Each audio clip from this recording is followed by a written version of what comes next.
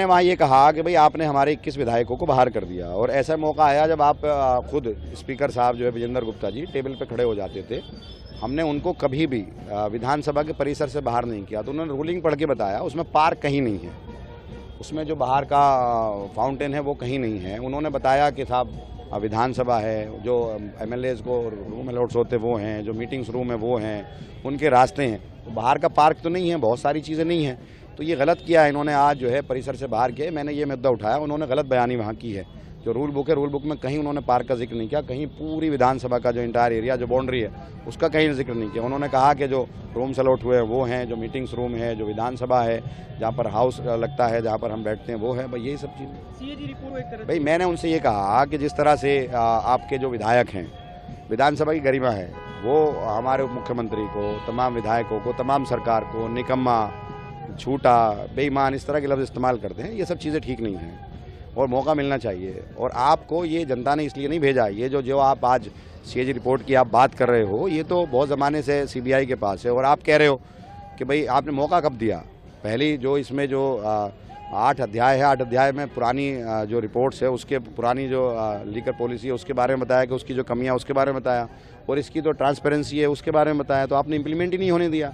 और इसमें जो ये खुद कह रहे हैं कि जो नॉन कन्फर्मिंग एरियाज़ के अंदर जो शॉप नहीं खुली उसकी वजह से 950 करोड़ का नुकसान वो हुआ, और जो लाइसेंस वापस कर दिए डर और खौफ की वजह से, वो उसकी वजह से नहीं हुआ, विड्रॉ कर लिया लाइसेंस, तो उसकी वजह से 800 करोड़ का है, तो तकरीबन 1800 करोड़ तो यही हो गया। तो कहाँ, और मैंने यही कहा कि भाई इसमें बताइए करप्शन कहाँ है, बेईमाना कहाँ है।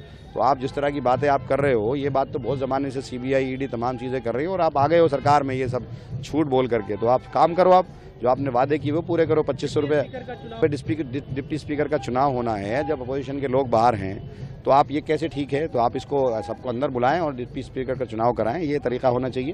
उन्हें नहीं बुलाया जाता, आप जाएंगे क्योंकि आपको तो अनुमति है जाने। अब मैं अकेला क्या करूंगा जी, मुझे भी खुद बोलने कहाँ दे रहे हैं, मेरा तो माइक खुद बंद कर रहे थे। मैंने तो उनसे कहा कि भाई आप सुनो बात तो सुनो। उनका कोई भी विधायक खड़ा होता था उसका माइक ऑन हो जाता, तो मैंने तो कहा कि इस तरह से आप विधानसभा चलाओगे। भाई मेरे को बोलने का टर्म है, मुझे आपने टाइम दिया है, मैं पोजीशन का हूँ, तो आप बोलने दो मुझे। तो मेरा माइक बंद कर देते थे बार बार, दूसरा कोई भी खड़ा होता था अपनी सफाई देना शुरू कर देता था, उसका माइक ऑन हो जाता था। तो ये तरीका तो है नहीं विधानसभा चलाने का। तो अपने मनमाने तरीके से ये विधानसभा चलाएंगे, ऐसे ही इल्ज़ामात लगाएंगे, ऐसे डिस्कशन करेंगे, हमको बाहर फेंक देंगे उठा करके। कई इलाकों के नाम बदलने की, जिसमें नजफगढ़ का नाम शामिल है, मोहम्मदपुर का नाम शामिल है, जो आरकेपुरम में है। देखिए, झूठ बोलकर, लोगों को धोखा देकर, बेईमाना करके सरकार में तो आ गए, लेकिन इनके बस की सरकार चलाना नहीं है, वादे पूरा करना नहीं है। इसी तरह से जैसे आप ये सीएजी की रिपोर्ट, झूठी सीएजी की रिपोर्ट लाए, उस पर डिस्कशन कर रहे हैं, जबकि सीएजी की रिपोर्ट ने कहीं करप्शन की बात की नहीं, पैसे की बात की नहीं, कहीं कुछ कहा ही नहीं। तो इस तरह से ऐसे ही ये नाम बदलने की राजनीति करेंगे, इसी तरह से ये हिंदू मुसलमान की बात करेंगे, और इनके बस की 2500 रुपये जो महिलाओं को देना है, और जो इन्होंने वादे किए उनको पूरा करना इनके बस की नहीं है।